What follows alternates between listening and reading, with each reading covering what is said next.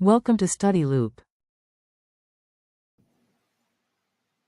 Hey everyone, today we're solving problem number 8 from chapter 17 of the textbook, which gives us this following scenario. You open a 5-year CD for $1,000 that pays 2% interest, compounded annually.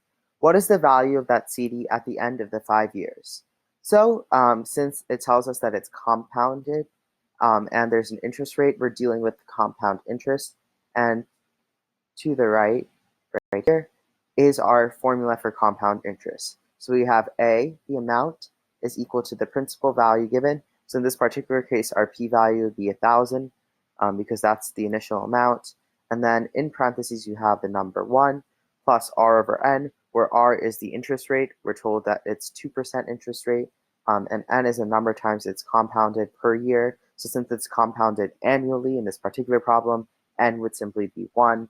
And then to the n times t, so again, that's 1, and t is how many years after we're trying to figure out, and it tells us what is the value of the CD at the end of 5 years, so t would be 5. So just to reiterate, I would have t equaling 5.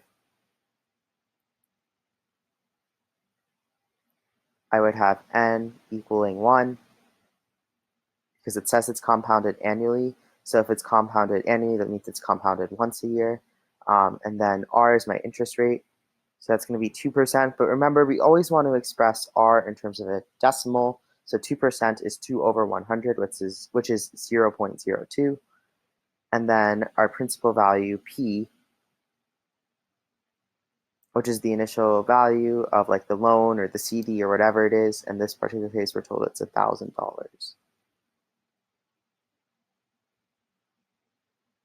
So there's all our information. Now we're just going to plug in and find what A is. So I would have A equals 1,000, because remember I'm substituting in all of my values that I just figured out. So I have 1,000, and then in parentheses I'm going to put in 1 plus, and then I'm going to have 0.02 in my numerator.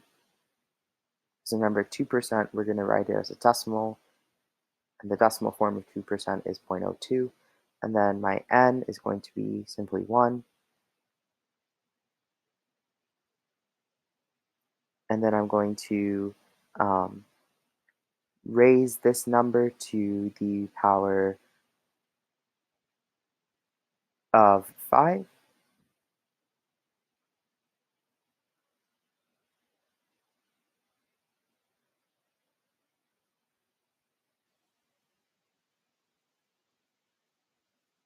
Times 1. So sorry, my bad. It should be to the power of 1 times 5.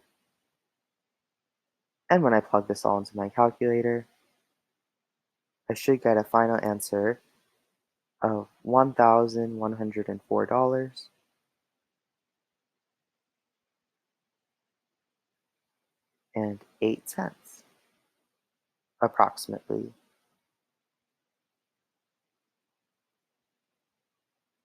So there you have it. If you guys enjoyed my video explanation of this problem, please hit the like button next to it. I hope you all have a nice day, and thank you for watching.